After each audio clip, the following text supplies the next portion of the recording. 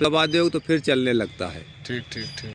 आज मौजूद है, ये हमारे सामने सुल्तानपुर रायबरेली नेशनल हाईवे है, बहादुरपुर ग्राम सभा के किनारे खेतों में हम मौजूद है। हमारे सामने है समाज सेवी किसान नेता संजय कुमार जी।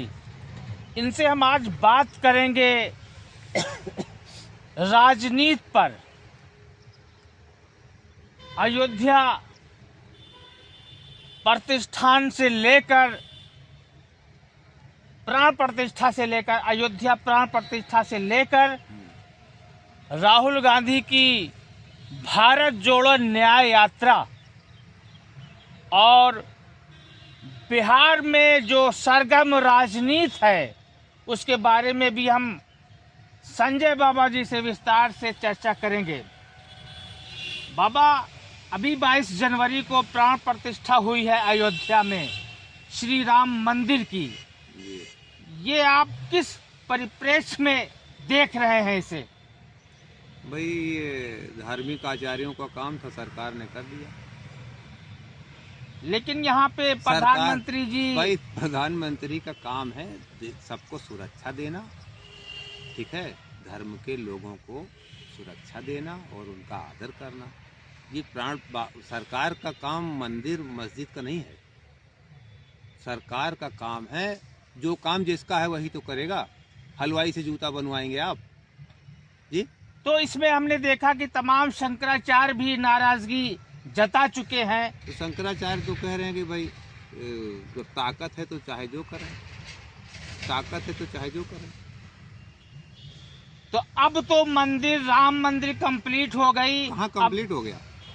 राजनीति क्यों उस पे हो रही है लगातार? नहीं कंप्लीट हो गया भाई। राजनीति जिसको करना वो हर जगह राजनीति करेगा। वो लाश पे भी राजनीति करेगा, घटनाओं पर भी राजनीति करेगा, लोग बीमार हो जाएंगे उस पर भी राजनीति जिनको करनी है वो अपना राजनीति करेंगे। दरअसल राजनीति ये नहीं है। राजनीति का मतलब, राज एक व्यापक चीज है। राजनीति का मतलब सरकार और इलेक्शन नहीं है।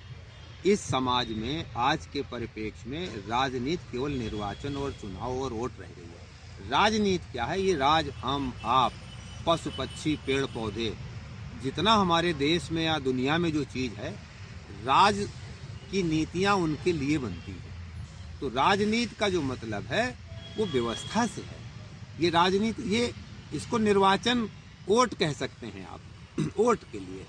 तो राजनीति की तो यही परिभाषा है ना। 20 जनवरी को प्राण प्रतिष्ठा हो चुका है। उसके 22 बाद 22 जनवरी को जी प्राण प्रतिष्ठा हो चुका है। तमाम भव्य आयोजन हुए पूरे देश में और अब प्रसाद वितरण भी हो रहा है घर घर जाकर। इसे किस तरह आप देख रहे हैं? आप लोग हमको बाबा कहते हैं, हमने भी 52 साल की उम्र है, हमने भी कुछ अपने धर्म और शास्त्रों को पढ़ा है।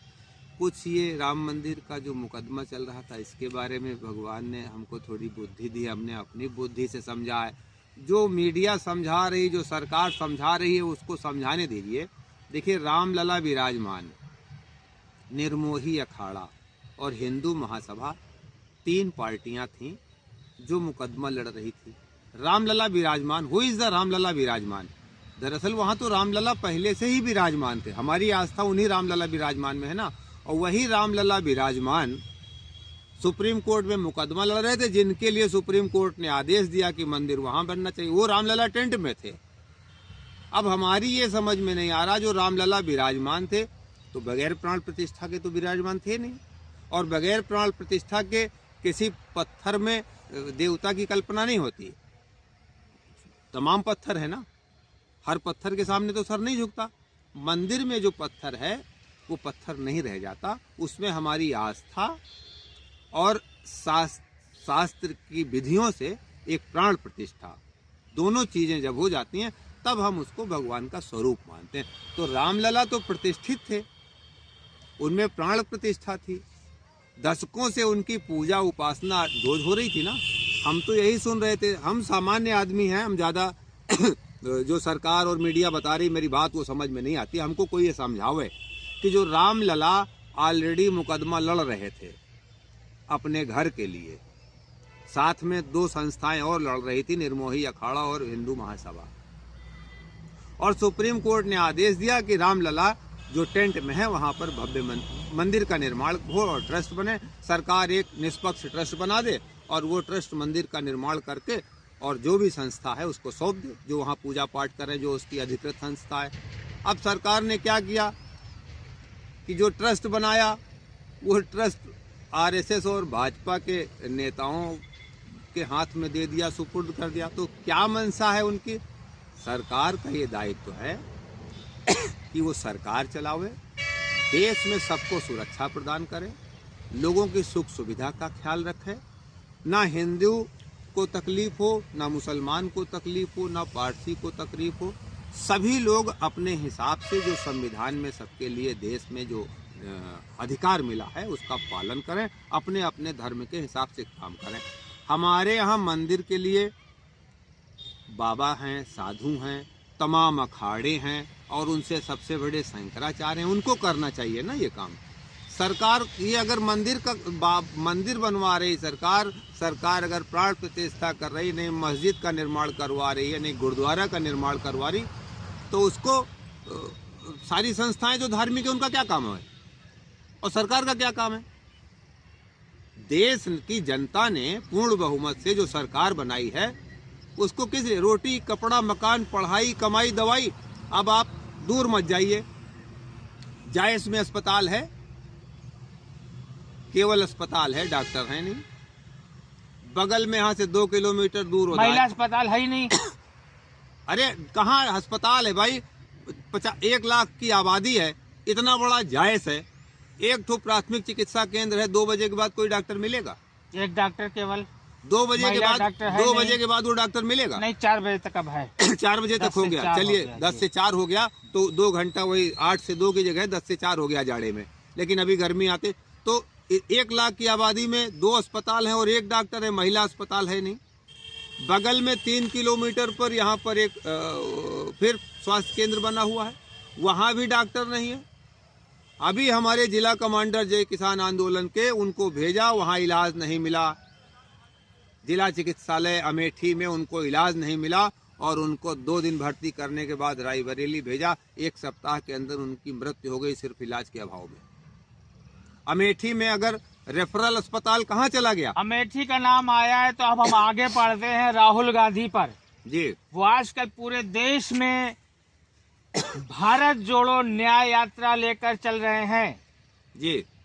तो इनकी न्याय यात्रा को आप किस तरह देखते हैं? हम इनकी न्याय यात्रा को इस तरह देखते हैं कि हमारे यहाँ 15 साल सांसद थे अमेठी से और 10 साल यूपीए की गवर्नमेंट थी और अब 4 साल से ये यहाँ से सांसद नहीं, दूसरी जगह से।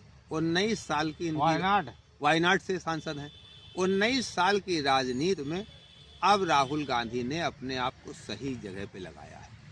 देश को समझो, देश को समझो, लोगों से मिलो, जमीन पर आओ। तो राहुल गांधी के बारे में यह है कि अब हमको नेता, जो भी नेता हमारा है, वो चाहे राहुल गांधी है, जो भी जो राजनीति करना चाहता है उसको जमीन पर आना चाहिए, हवा में नहीं उड़ना चाहिए। तो राहुल गांधी क्या अभी जमीन पे हैं? बिल्कुल जमीन पे भाई। 3700 किलोमीटर उन्होंने कन्याकुमारी से कश्मीर तक पद यात्रा की, तो जमीन पे थे, लोगों से मिले, दुख दर्द समझा और अब फिर वो मणिपुर से उन्होंने अपनी यात्रा समझी। आप समझिए कि राहुल गांधी के मणिपुर जाने से देश में बहुत सारे लोगों को ये बात पता चला कि मणिपुर में 2 देश हो गए। मणिपुर में ही एक ऐसी सीमा है जहां पर मणिपुर के लोग, दूसरी कम्युनिटी के लोग उधर नहीं जा सकते। जिधर मैतेई हैं, बॉर्डर है, अगर राज्यपाल का ड्राइवर जाता है मैतेई के इलाके में तो इधर के का ड्राइवर लेके जाता तो वो उतर जाता है, वहां से मैतेई। इस देश में ये हाल हो गई है।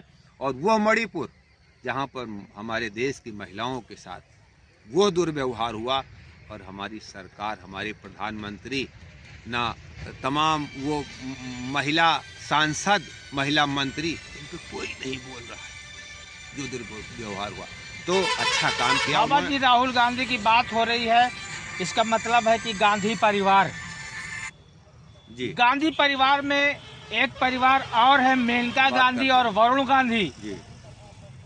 जो बीजेपी से सांसद हैं मौजूदा समय में, हाँ, और वो नाराज चल रहे हैं, और बीजेपी के भी बयानों से लगातार आ रहा है कि वो गांधी मुक्त करना चाहते हैं देश को।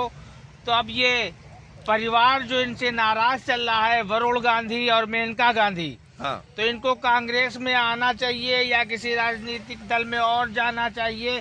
क्या कहना चाहेंगे आप? ये देखिए, ऐसा है, विचारधारा की बात है। अगर कोई भी राजनेता किसी पार्टी में है तो वो विचारधारा से है। वरुण गांधी भाजपा में है तो भाजपा की विचारधारा है, कांग्रेस की विचारधारा अलग है अपनी। हमारा ये मानना है कि ये तो गिरोहबंदी हो गई कि एक डाकू एक गिरोह से दूसरे डाकू में चला जाए।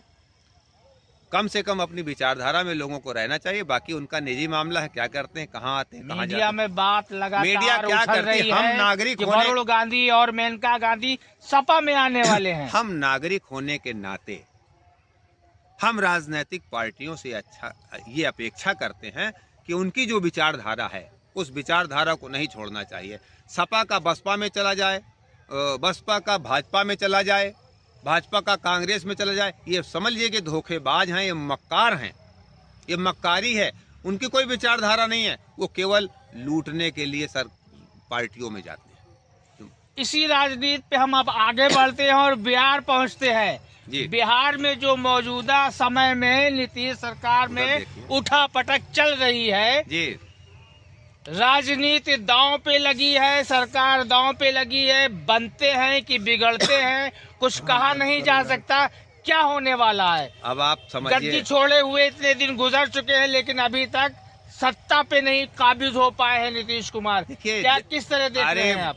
श्रीमान जी, जनता जो है हर राजनीतिक पार्टी को देख रही है और ऊब चुकी है। 10 साल में नहीं, पिछले 30 साल से, आज से 10 साल पहले जनता ने कांग्रेस के भ्रष्टाचार से तंग आकर वो भाजपा को लाई थी। अब 10 साल में ये देख रहा है कि मतलब वो कांग्रेस तो चोरी कर रही थी, वर्तमान 9 साल से सरकार डकैती कर रही है। चोर चुपचाप से छीनता था, ये मार के ले जाते हैं। तो ये जो चरित्र है ये जनता देख रही है और इतने कुकर्म हैं तमाम राजनीतिक पार्टियों के। भाजपा कह रही कि आप या तो अपने कुकर्मों से मुक्ति चाहते हो तो भाजपा में आ जाओ, अन्यथा हम आपको जेल भेज देंगे। ये सब बात जनता समझ रही। अब जनता को नया विकल्प चाहिए और अगला चुनाव जो होगा इस देश में वो या तो भाजपा को वोट जाएगा या भाजपा के खिलाफ जाएगा। अब राजनीतिक पार्टियां अपने चरित्र को सुधार लें, नहीं तो 1977 की पुनरावृत्ति फिर होगी। इस देश में बड़ी विषम परिस्थितियां हो गई कि कोई भी राजनेता अपने कुकर्मों से दबा हुआ है और तमाम राजनीतिक पार्टियां अपने कुकर्मों से दबी हैं और इस सरकार के सामने कोई सड़क पर आके जनता की बात नहीं कर रहा है। ये बड़ी दुखद बात है। नीतीश कुमार भी उसी में से एक हैं, उनकी भी कोई विचारधारा होनी चाहिए। किस तरह आप देखते हैं इसे जो बिहार में उठा पटक मची हुई है? अब जनता ऊब गई है। तेजस्वी, नीतीश, लालू सरकार बन पाएगी कि नहीं किसी की? सरकार तो अभी देश बनाएगा, लोकतंत्र है, इनको जो करना है कर लीजिए, कर लेने दीजिए। थोड़ा सा समय उनका भी बचा है, थोड़ा सा इनका भी बचा है। अब इन राजनीतिक गिरोहों से हम लोगों का कल्याण नहीं होना। अब जनता सड़क पे आ गई। अब मीडिया वाले नहीं दिखा रहे हैं, देखिए ईवीएम के खिलाफ कितना बड़ा आंदोलन चल रहा है, बेरोजगारी के खिलाफ कितना बड़ा आंदोलन चल रहा है। किसानों ने फिर से अपनी लड़ाई तेज कर दी है, आंगनबाड़ी अपना आंदोलन कर रही हैं। इस रसोइया में देश को 1500 रुपये महीने में मिलता है, 50 रुपये प्रतिदिन। न्यूनतम वेतनमान भी नहीं मिलता है, आपको दवाई नहीं है, बच्चों को पढ़ाई नहीं है, इतनी महंगी पढ़ाई हो गई है। बाबा जी, आप शिक्षा पे बात कर रहे हैं। अंत में हम आते हैं अमेठी संसदीय क्षेत्र में और उसका ऐतिहासिक कस्बा है जायस, जहाँ पे मलिक मोहम्मद जायसी जी ने जन्म लिया, जहाँ गुरु गोरखनाथ जी का तपो स्थल है, जहाँ करोड़ों रुपए सरकार लगा रही है। और यहाँ के विकास, जायस का पिछड़ापन, अमेठी का विकास, अमेठी का पिछड़ापन, इसे आप किस तरह देखते हैं? अरे भाई, अभी तक आज़ादी के इतने साल हो गए, हमारे यहाँ एक GIC स्कूल है, उसमें अध्यापक नहीं है, लाइब्रेरी नहीं है। GGIC है, उसमें अध्यापक नहीं है, लाइब्रेरी नहीं है। विद्यालय की जर्जर अवस्था है यहाँ पर, और कक्षा 12 किसी तरह बच्चा पढ़ लेने के बाद उसको ग्रेजुएशन में कहीं विद्यालय नहीं है, तो बड़ी दुरावस्था है। और आप समझिए कि 2016 में हमने प्राइमरी स्कूलों के खिलाफ एक अभियान चलाया था। इस मास्टर स्कूल नहीं जाते हैं। अब थोड़ा सा सरकार ने तमाम कोशिश की, मास्टर स्कूल तो जा रहे हैं, लेकिन आप किसी कक्षा 8 और कक्षा 5 के सरकारी बच्चे से पूछ लीजिए, कक्षा 2 की तो इनकी किताब नहीं पढ़ पाएगा। तो बहुत, जबकि वहाँ पर जो स्कूल में, सरकारी स्कूल में जो अध्यापक हैं उनकी 50,000 60,000 सैलरी है, वहाँ ना भेज के आदमी अपने बच्चों को 5,000 सैलरी वाले अध्यापकों से प्राइवेट स्कूल में पढ़वाता है। बताइए क्या कर रही है सरकार? 5 साल से 7 साल इस सरकार को हो गया, 22-24 2 साल इसमें हो गया, 5 साल इसको हो गया, लेकिन मास्टरों ने अपनी आदत को नहीं सुधारा, शिक्षा की गुणवत्ता नहीं सुधर रही है। सब कान में जो तेल डाले बैठे हैं अधिकारी, सड़कें बन रही हैं, 2 महीने में टूटी जा रही हैं। तो क्या चाहते हैं आप सरकार से, या आप लोकसभा चुनाव करीब है, आने वाली सरकार से, नई सरकार से, मौजूदा सरकार से क्या चाहते हैं आप? क्षेत्र की क्या समस्या है, विशेषकर जायज की क्या समस्या है, और इसमें क्या सुधार चाहते हैं आप? देश और क्षेत्र के मुद्दों को लेकर इस लोकसभा चुनाव में हम लोग जनता के साथ रहेंगे, प्रतिनिधियों के सामने रहेंगे कि इन मुद्दों पर आप वोट दीजिए, और जनता के मुद्दे राजनेताओं के घोषणा पत्र में, राजनीतिक पार्टियों के घोषणा पत्र में होना चाहिए। ये हम दबाव बनाएंगे और यही हमारा कर्तव्य है। क्या मुद्दा है आपका विशेष तौर? मुद्दा पढ़ाई, कमाई, दवाई, सड़कें, भ्रष्टाचार। अभी डीएम साहब को हमने दिखाया पर कल शनिवार के दिन यहाँ 3 ग्राम सभा में निर्माण कार्य हो रहा है, और तीनों में सेकंड क्लास के मसाला और ईंटा सब एकदम कोई का मतलब नहीं है, सब पैसा खाओ, कोई देखने वाला नहीं है। तो दोस्तों, अभी आप संजय कुमार जी से राजनीति से लेके समस्या पे हर तरह की चर्चा हुई, कितनी साफ गोई से इन्होंने अपनी बात रखी। आप इसी तरह हमारा चैनल अमेठी न्यूज़ रूम देखते रहे। अमेठी न्यूज़ रूम से मैं वहीद अब्बास नकवी।